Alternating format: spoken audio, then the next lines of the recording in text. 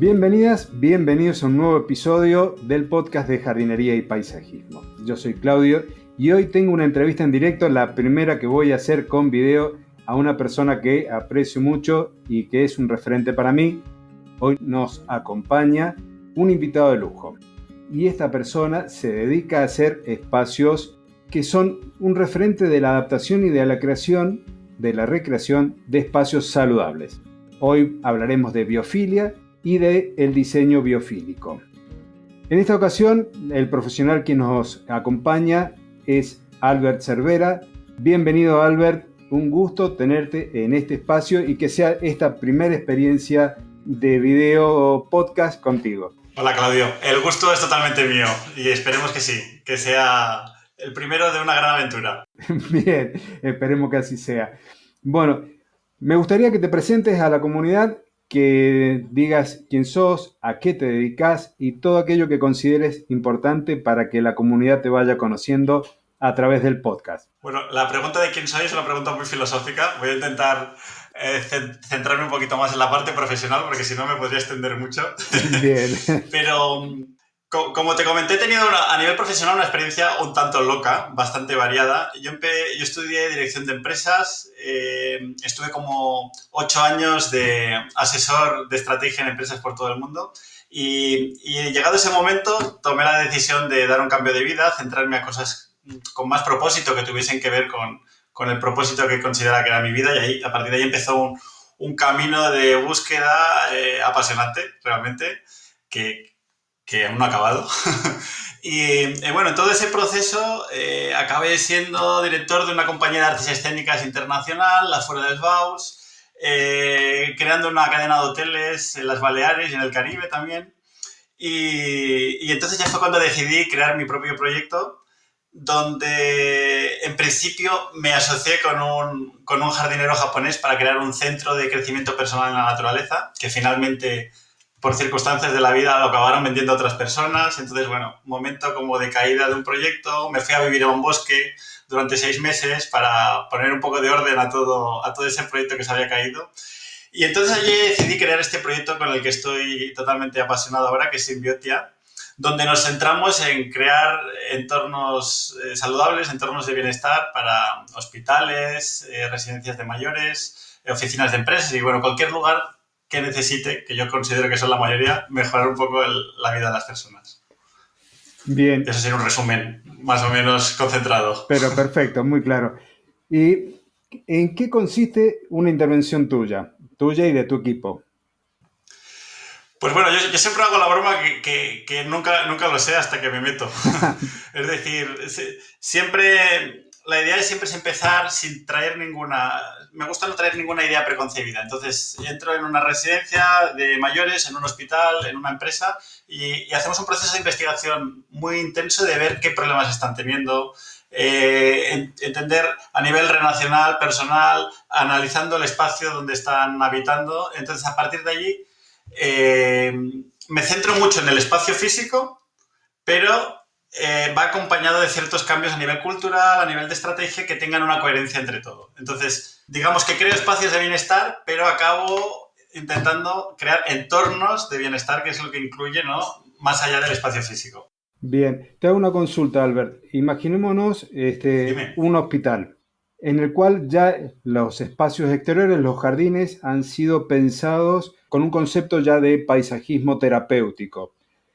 Si ya hay una parte que ya está iniciada, como sería esto, en el exterior del edificio, ¿cómo se conecta, cómo se vinculan los espacios internos y externos? ¿Cómo llevas la naturaleza desde el exterior al interior de una sala de espera, de una habitación de cuidados intensivos o de una habitación común de ese hospital? Pues mira, Claudio, lo que intento hacer en cada proyecto, en el ejemplo que me pones, por ejemplo, en un hospital, es intentar pasar por la experiencia que pasa cualquier usuario de un hospital, que son, resumiendo, un paciente, los acompañantes de los pacientes y el personal sanitario también, que es una pieza muy importante del hospital que muchas veces se les olvida, que si ellos están mal, todo deja de funcionar, ¿no? Entonces, y el equipo intentamos pasar por toda esa fase de la experiencia, ¿no? Por qué lugares pasan, qué situaciones pasan en cada lugar. Entonces, a partir de ahí, respondiendo ya más concretamente tu pregunta, es a nivel interior. En muchos hospitales no podemos utilizar lo que sería naturaleza viva, muchas veces, en algunos hospitales sí, algunos no. Entonces, aquí intentamos jugar mucho con las vistas, ¿no? Intentamos, por un lado, si podemos abrir a unas vistas de exterior con naturaleza, y si no, es intentar jugar con imágenes de naturaleza, que también está demostrado científicamente que el simple hecho de tener un techo, por ejemplo, en una zona donde vas a estar en camilla siempre mirando al techo, el simple hecho de poder mirar una imagen de un bosque, de una playa, de cualquier elemento natural, está demostrado que baja tu nivel de cortisol, bajan tus ataques de ansiedad. Entonces, lo ideal, ya sabes que soy un amante de la naturaleza, ¿no? Lo ideal es, y como tú, y por eso estamos aquí hablando, lo ideal es generar naturaleza viva, pero cuando no se puede o porque a nivel costes o a nivel de la SETS en el hospital no se puede hacer, pues con cualquier cosa que emule la naturaleza, pues lo utilizamos. Perfecto. Bien, ahí recién hablabas de equipo de trabajo. ¿Qué profesionales son los que integran tu equipo? ¿Qué función o qué aspecto trabaja cada uno de ellos?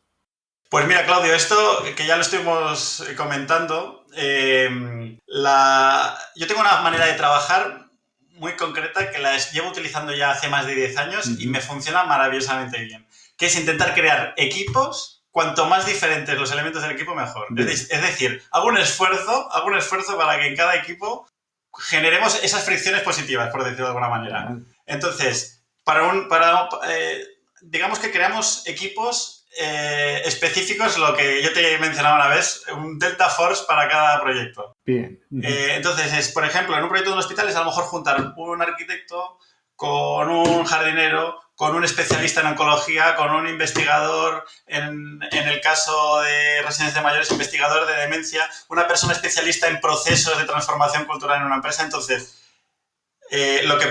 si esto no lo gestionas bien puede ser un desastre, porque cuando pones a gente con visiones muy distintas, si eso no fluye de manera armónica, es un desastre. Es decir, es complicado. He de decirte que esta metodología no es fácil, pero cuando empieza digamos, a sonar en armonía con una música orquestada, es maravilloso. Entonces, respondiendo a tu pregunta, intentamos hacer equipos muy, muy específicos para las necesidades de cada proyecto y muy, muy totalmente transversales. Bien, o sea, no hay un equipo ya performado, que tengas un equipo fijo al que se le sumen profesionales, sino que para cada proyecto es un equipo puntual, en función de la necesidad puntual. Es un híbrido, digamos. Tenemos un equipo base, que es el que tiene el ADN, digamos, que se mantiene en todos los proyectos, y luego, dependiendo del proyecto, pues sí que a lo mejor, digamos, buscamos estas piezas que puedan ayudarnos a llegar como a ese nivel superior en el proyecto, que siempre es un poquito el reto que tenemos, ¿no? De ir como un pasito más allá en cada proyecto que hacemos. Ahora voy a seguir insistiendo en la forma en que trabajás, porque realmente he ido viendo material tuyo y demás y me gustó la estrategia. ¿Cómo podrías decir en pequeños pasos o de la forma que te resulte más práctico a vos? Imaginamos el proyecto este que hicieron en el centro oncológico, las fases que lleva a hacer, o las etapas que les lleva previas al momento en donde se define el diseño que se va a ejecutar y después a la obra en sí.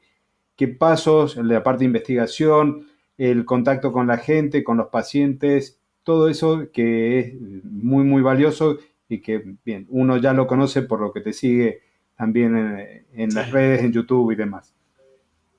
Pues mira, yo tengo una manera de trabajar que a veces puede resultar un poco estresante. Es decir, soy un purista total de la investigación. Es decir, cuando inicio un proyecto como el que me comentas de la sala de espera de oncología, que es el que me mencionas, es, primero, investigación. Es decir, vamos a ver, por un lado, investigación externa, digamos, qué se está haciendo a nivel de salas de oncología en todo el mundo. Entonces, dedicar muchos esfuerzos en ver qué cosas están haciendo. Es decir, ¿por qué vamos a inventar a lo mejor alguna cosa que ya hay personas, ¿no?, que han dedicado mucho tiempo y han implementado cosas que han tenido una solución? Entonces, vamos a intentar, ¿no?, recuperar esto, ¿no? Te lo digo de una manera así un poco medio de broma, pero bueno, es como intentar recopilar toda esa inteligencia que ya hay en todo el mundo, que gracias a cómo estamos funcionando ahora, es muy fácil acceder a ella. Y muchas veces está como en un cajón sin utilizar. Entonces, primera parte, investigación externa y luego investigación interna, que es hacer un proceso de entrevistas con las personas que van a utilizar el centro, que saben exactamente qué problemas hay, y no voy a venir yo de fuera a decirles sin pensar, oye, te va a ir bien esto, te va a ir bien esto, por mucho que podamos tener alguna experiencia previa. Entonces, en el caso del hospital, pues nos gusta hablar con desde médicos, personal de enfermería, desde las personas que están en recepción, en administración, desde la cocina, desde las personas de limpieza. Es decir, cuantas más personas podamos tener, más información relevante que pueda solucionar problemas reales que tienen. A todo esto, bueno, me olvido, familiares, acompañantes, o sea, conocer realmente las experiencias. Entonces, esta parte de aquí, esta parte de la investigación, yo la llevo muy al límite. Y por eso te decía que soy un poco generador de estrés, porque a veces esto, hasta que no llega a un punto donde siento que estamos llegando como muy al límite de conocer, de que decimos, sí, tenemos la solución, a veces a lo mejor está acercando el deadline, ¿no? La fecha de entrega del proyecto, no tenemos nada diseñado. Porque yo siempre digo, no se diseña nada hasta que tengamos, digamos, la base de la receta, ¿no? Por decirlo de alguna manera. Entonces, a la que tenemos esta investigación, la validamos con todas las personas del centro, entonces es como que les ayudamos a co-crearlo. Es decir, no es algo que nosotros solo decimos, sino hacemos como un prueba-error. Les vamos rebotando lo que vamos sacando y a partir de ahí sacamos una solución conjunta. Cuando tenemos esto, empezamos a decir, venga, ahora vamos a intentar diseñar algo que solucione todos estos problemas, estos retos que tenemos. Entonces, el diseño no va a hacer cosas bonitas y ya está. Es decir, cada cosa que hagamos tiene que solucionar todas estas cosas que hemos dejado muy bien estructuradas. Entonces, esta sería como la parte del diseño y una vez tenemos el diseño muy bien hecho, también seguimos en esta fase de iteración con lo que serán los usuarios para que lo validen, no solo al final, sino constantemente durante el proceso. Y una vez lo tenemos, lo dejamos muy bien diseñado para que la obra pueda ser muy fácil. O sea, en el momento que todo eso está muy bien definido, la obra es muy fácil, la puedes hacer más rápido. Si esto por querer acelerar no lo definimos tanto, acabamos, por experiencia, acabamos teniendo problemas en la fase de obra. Entonces, más o menos, así de manera resumida, es un poquito el proceso que hacemos. Sí, estaba escuchándote y viendo las analogías con mi trabajo en la parte del diseño de los jardines. En mi caso es muy parecido.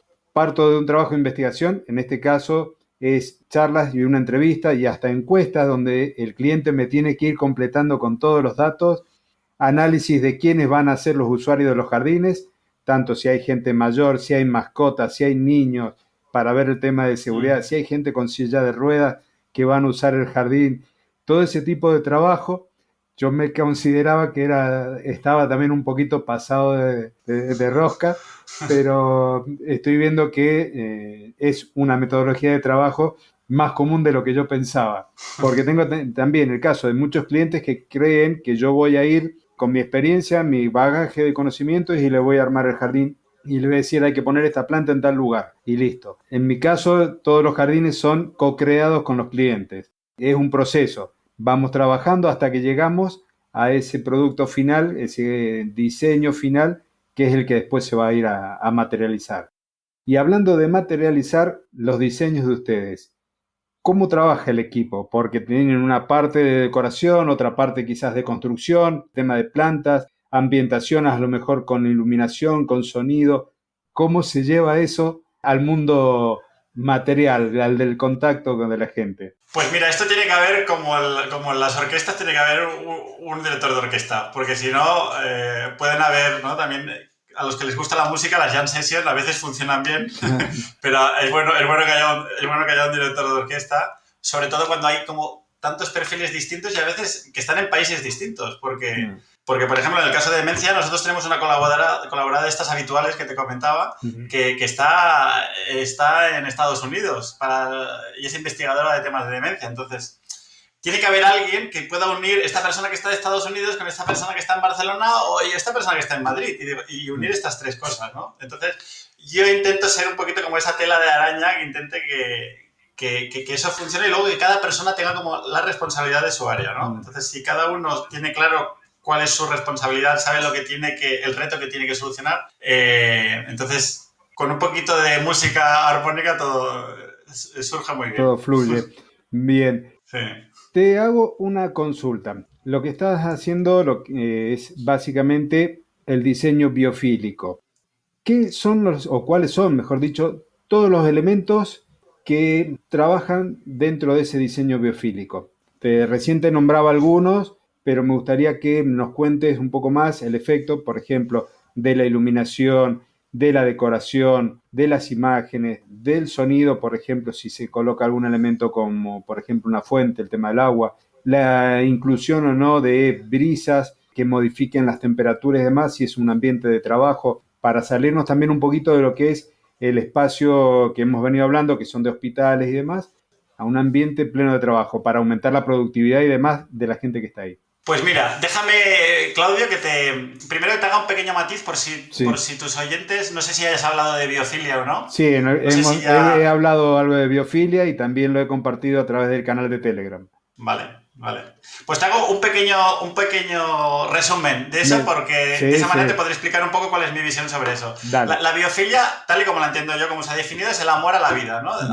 Demostraron que el ser humano llevamos más de 2,5 millones de años conectados con la naturaleza y solo estos 200 más o menos millones de años, como se dice en España, se nos ha ido la olla y de golpe vivimos de una manera que no tiene pinta de ser muy saludable, ¿no? Entonces, el diseño biofílico, yo es que intento no ser muy dogmático con el tema del diseño biofílico. El diseño biofílico es intentar volver a crear espacios que tengan que ver con lo que nosotros desde nuestro ADN estamos conectados y nos hacen sentir bien, que son estos entornos naturales. Entonces, hay como una serie de patrones que se hablan del diseño biofílico, ¿no? Los materiales que se pueden utilizar, la iluminación, las corrientes de aire, la utilización de agua, el tener lugares como de resguardo y lugares de acción.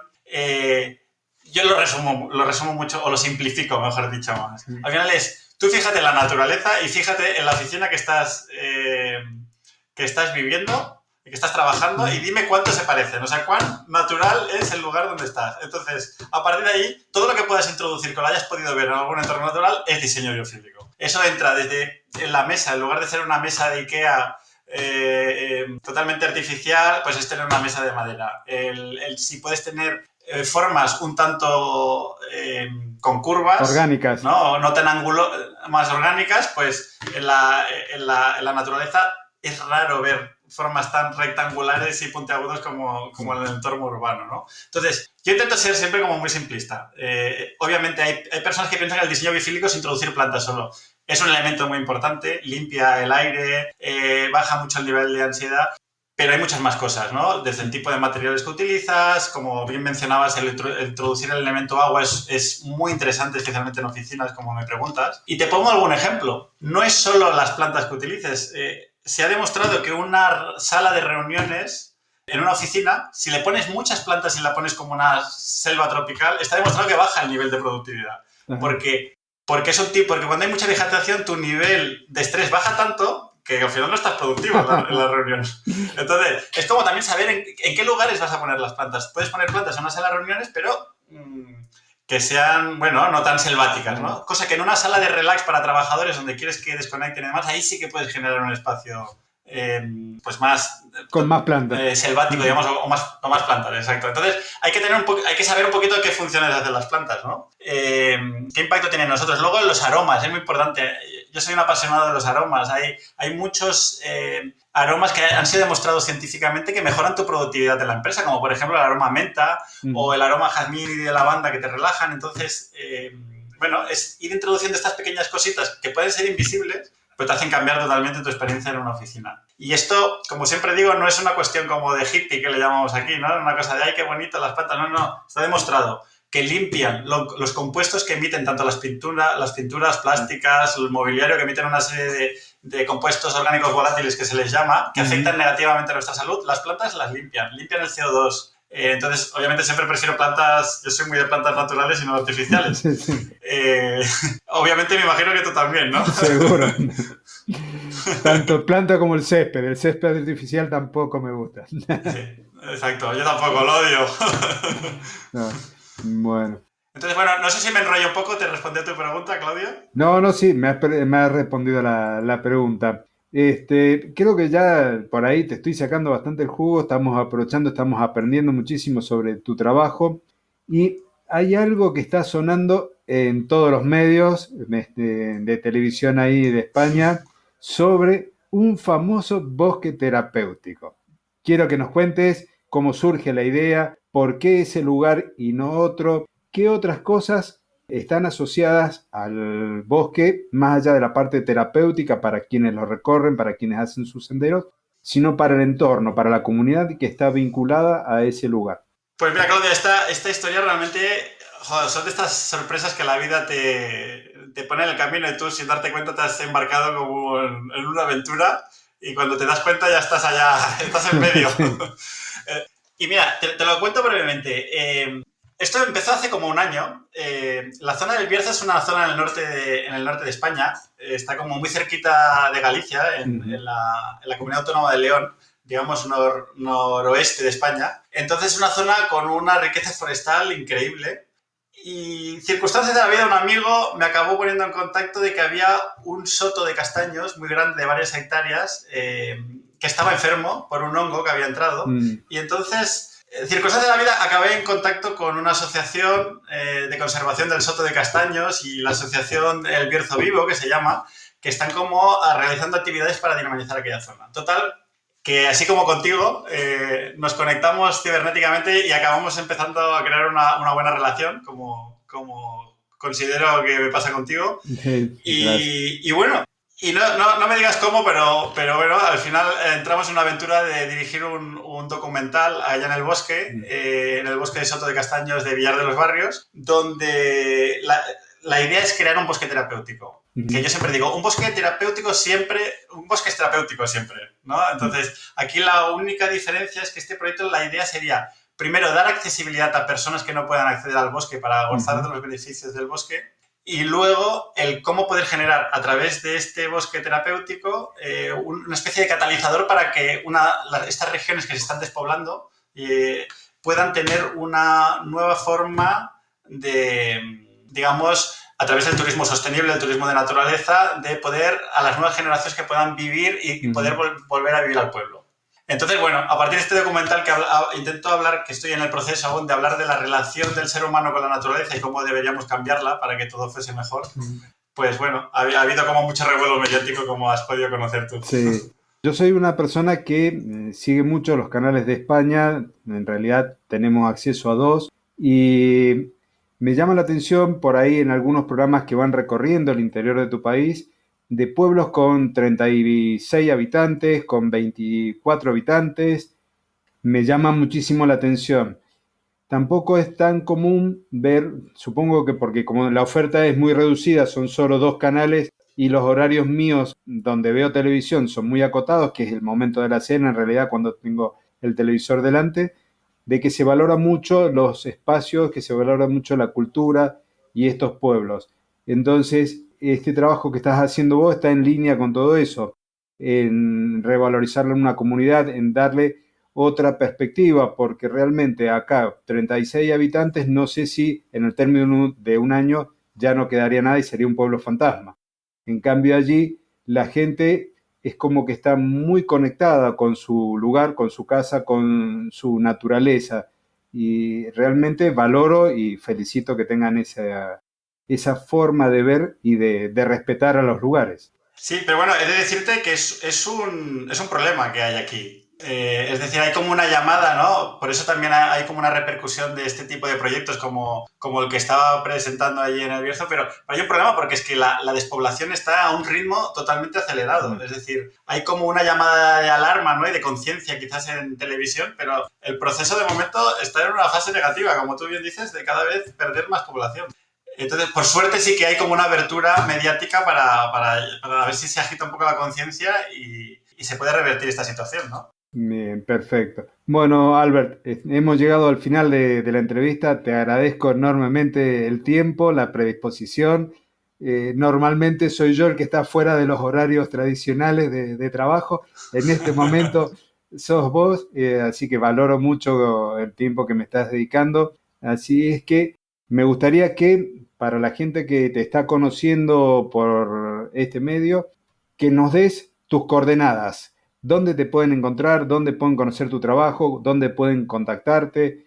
Que después esos datos van a estar en la descripción del episodio como para que sea más fácil esa conexión. Muy bien. Bueno, primero de todo, Claudio, muchas gracias a ti y gracias por compartir este momento. Y bueno, me podéis encontrar, si queréis, en YouTube es un canal que se llama Symbiotia, con B. Luego la página web es symbiotia.com y en Facebook y en Instagram, pues también Symbiotia. O sea que bastante fácil. Bien. Bueno, gracias entonces, Albert. Estaremos en contacto. Seguiremos hablando. Por ahí me gustaría y te dejo ya, como quien dice, la invitación para participar en otra oportunidad. Quizás hablando de algún proyecto en concreto que nos cuentes con pelos y señales, como dicen, o con lujo de detalle, que me gusta más esa expresión, todo ese proceso que surge en tu cabeza desde el primer momento del contacto con el cliente, cómo se ven las necesidades y si hay la posibilidad de dar algún tips, algún secreto para que una persona, alguien que está en su casa y quiere mejorar el espacio de su casa, ¿cómo lo puede hacer? Con simples cosas. ¿Qué elementos tendría que observar como para poder agarrar y que ya sea el comedor o el lugar de estudio de los hijos pueda tener ese toque tan característico de Albert Cervera y que sean más productivos? Muy bien. Así que bueno. Pues será un placer. Perfecto. Bueno, muchas gracias, Albert, y seguiremos entonces en contacto. Muy bien, que vaya muy bien. Gracias.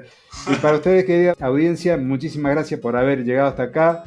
Nos estaremos encontrando en un próximo episodio, el día jueves de la semana que viene, nuevamente en el podcast de Jardinería y Paisajismo. Hasta entonces y muchísimas gracias.